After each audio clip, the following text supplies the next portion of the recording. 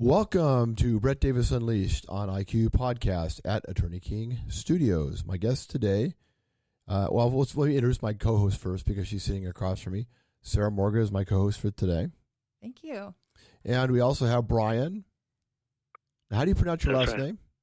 Chrisagis. Chrisagis. Chrisagis. It's Greek, Chrisagis. Okay. Yeah, Brett didn't want to. I don't want to fudge it. So when they say Chrisagis, it sounds like a Greek pastry. It does. Do you know, I've been called everything. They have introduced me and my brother with identical twin brothers who have a singing. We travel, but they have introduced us as the Chrisagis brothers. Chrisagis. So why don't we just call you? Why don't we just call you Yummy? Yummy. Okay. I'm not going there. Remember, this is that's for the other show. Actually, we can do anything on this show, huh? We have no limits. So it's pronounced Chrisagis. Chrisagis. I'm Greek and Italian. Not croissant, Chrisagis. That's why I said it's easier to just French. say yummy. Yeah. That's it. So you've had a very interesting career. Tell us about where you live and what it's like, what it was like growing up in your household. Actually, it was very interesting because I'm from Ohio, and there's nothing interesting in Ohio, actually. We love Ohio. We actually disagree with you. We go to Cleveland Ohio. and Columbus on average at least once a year, and we love the properties. When you come out, please, I'll come and see you. I'd love to meet you all. My brother and I are identical twin brothers, but I'm 2 minutes older. Our name is Brian and Sean Chrisagis, and you're only interviewing me, which is half. It's like the Olsen twins, okay? But the thing is, and we're 52, and I'm going to tell you a story that's going to blow your mind. We were supposed to be aborted as children because our mother was sick with a heart condition, and the doctors had told her, because she had rheumatic fever as a child, it scarred up the valves of her heart, and the doctors had told her to abort us because if she had children, it would kill her. And she had one child, 3 years older than us, and her heart got worse, but she always wanted 3 sons. And the doctor said, Margie, we told you that it would hurt you and you could die. This is serious now. And now she's carrying. So she said, but doctors, I want 3 sons. And the amazing thing is God gave her 2 sons at the same time, but it almost killed her. So we were delivered 3 months early. We were premature. Wow. We were in incubators for 1.5 years of our life. We were allergic to everything. This sounds absolutely insane. I know it sounds like a poltergeist situation, but we were allergic to the sun. We were allergic to grass. We were allergic to all kinds of clothes. Our diets were sardines, peanut butter, rice cakes, and soybean milk, and that's all we could eat for 7 years of our life. Wow. 7 years, and they actually, after the first 2 years, the doctors said to take us home because they had no hope for us. They had said that we probably would die within 2 years. They didn't expect anything. So we lived in our house like bubble babies for the next 5 years. My gosh. And and our mom, we were raised Catholic, so our mom was lighting candles. She was praying to all the saints. She was doing what good Catholics do. She was doing whatever she had to take care of us. And then she went to a chiropractor, and she was already on a oxygen tank and in a wheelchair because she did get worse after she had us. And the chiropractor said, Margie, you need to know Jesus as your Lord and Savior. So he told her about the Lord and about healing and miracles, and he told her about a full gospel businessman's meeting. And so she went in a wheelchair to this full gospel businessman's meeting, or how God reaches a person when he's trying to get their attention. Because our mom was Catholic, the person who was speaking there was a Catholic priest who was into miracles and stuff, and he started talking about miracles and breaking generational curses off of a person. And she went down in a wheelchair, asked her 2 sons who were dying. And he said, well, you're going to get your miracle tonight. So he had prayed over her, took the oxygen tank off her. She actually started running around the place. It was a restaurant, which was with a full gospel businessman's meeting, is when different people of faith come together and they have dinner and they have a speaker there. And I don't know if you're familiar with that, but she had went down, and he prayed over her, removed the oxygen tank. She started running around, and she was healed. It's like one of those meetings that you see where the Pentecostal miracles happen, but this actually did happen.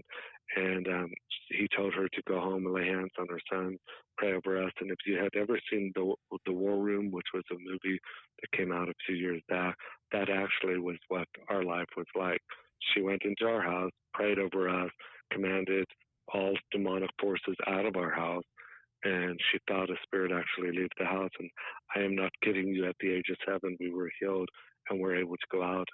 And since then, we have lived sort of an amazing life, as much as amazement you can have in Yorkville, Ohio.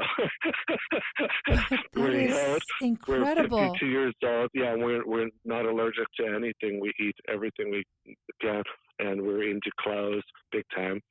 That sounds like a book. That sounds like a book, Brian. I mean, have you guys thought of writing a book?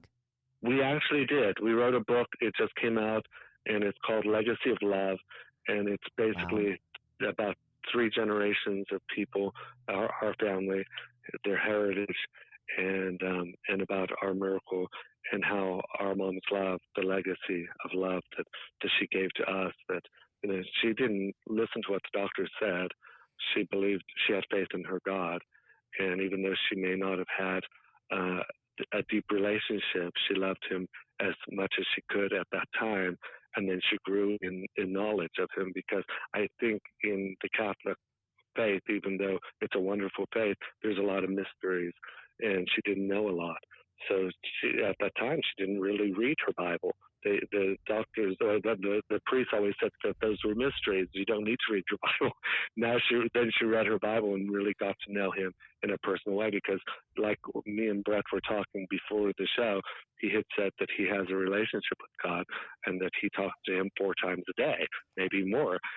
That's what happened with our mom. It was no longer a distant relationship. It was now a relationship where she had a personal relationship with God. That's amazing. That's amazing. Yeah, and because of that, we were able to have that personal relationship, and we were healed. So it's a beautiful thing to. What a wonderful testimony, and we're 52 now, so we have absolutely nothing wrong with it. Is your mother still alive? No, our mother went to heaven. It was in 2001. She died of brain cancer. And what a great loss for us, because we were, as most Italian sons, our mother was the sun and the moon in our lives. So sure. It's so if you guys are close to family, family is everything to us. So it's very hard. But now we've actually lost everybody in our family, except for the 2 of us and our older brother who's away, and he's in love, and so we probably won't be seeing him because he is in love. So I have a question for you, because there was so much said, but do you think that that sometimes, and I don't want to get metaphysical because I don't mean to sound this way, do you think sometimes illness and things that are affecting the body and even life, do you think that sometimes there could be spirits around that are bringing a lot of that type of stuff on? Oh, absolutely, without a doubt. If you watch any of those shows, a lot of people don't believe in the supernatural, but I honestly believe that there are spirits, and even the people who have departed from our lives, I believe they're closer than we think. They're still here with us. Oh, I think they're so too. Still cheering us on. Yeah, I if agree. you saw the movie Ghost, you? Yeah, I agree 100%. If you saw the movie Ghost, I think that movie Ghost showed exactly the way it is, where there is spirits that are trying to come after you all the time, and then there's good spirits as well. So we just have to realize it. Yeah. Well, the movie comes to mind is the one with Bruce Willis, which I also thought was really good. Which one was that? Oh, I see. I see dead people. Yes, that was actually. It's very true. That was people genius. Don't realize. That was genius, wasn't it? It was. I forgot the name of the movie, but it's right. Right. I always say I see stupid people, but you can't change stupid. That's funny. Oh my gosh. Oh my God, you're gonna make me laugh all day because I'll be thinking about what you just said and I'll start laughing. So funny. So I have a going back to this. So do you believe a lot of the illnesses that you had? Do you believe that there was some entity around that was allowing you and your brother to be that way? Yes, I do. I honestly think that if you look in everybody's household, whether it's sickness or disease, or whether it's alcoholism or if it's abuse, there are spirits that are actually attached to those people that they don't even know that needs taken authority over or told to leave. I mean, but they're not doing it because they don't know. Well, the Bible says, "My people perish from a lack of knowledge," and if you have a lack of knowledge, if you don't believe that stuff, then there's a wake-up call. People have to realize what is around them. I think if we really knew the spirit realm, we would realize a lot of things that are happening in our life has nothing to do with accidents or by how would you say it? It's because of spirits. So a typical person that's a Catholic priest or another religion or faith may not believe what we're talking about. Am I right? I think a lot of people don't. I think the reason a lot of the denominational churches don't believe that stuff, and I think that's why we have so many people searching out for supernatural things, and they go into the spiritualist stuff, and that's dangerous too. And so there has to be a group, because if you don't find your answers in God, you're going to find them somewhere else. But I thank God that I found my answers in God. Right, that's right. But you have to have faith. You have to have faith in what we're talking about too, because you can go to a person and say, "Hey, you've tried everything else. Maybe there's some spirits hanging around you. Ever thought about that?" Amen. That's a great way of saying that, and that's what people have to realize. Because people don't. I mean, after you've tried everything and you're exhausted from trying, because a lot of people have tried to give up alcoholism or pornography or whatever it is, and they can't give it up. Why is that? If God created us, He also created us a way to get out of our circumstances, and we have to realize that. It's sometimes, and people say, "Well, it's not my choice." Well, no, it's not, but you don't have to. You have to search out the answer, and giving it up. I know a lot of people who gave up alcoholism and then they take it back. I have dear friends who do that, and I also know gamblers who try to give it up and they can't do it in their own power. But there's also attachable spirits that will attach themselves to you and make you do things that you would never have dreamed that control you at times. And it's I don't want to put all the blame on the spirits, but if you don't know that's happening in your life, then you just have to be wise. I have to. I believe you with that. I really seriously believe you with that. And Good.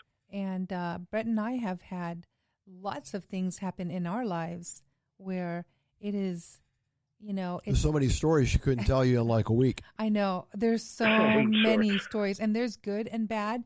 But when you have, and this is good and bad spirits. So, but when you have a relationship with God, and we do, and like Brett said, he does speak to God, 4 or 5 times a day, and I do too. I mean, if I'm by myself in my car, I will talk to God, and I'll just talk and talk about my problems. And you know what? I feel better.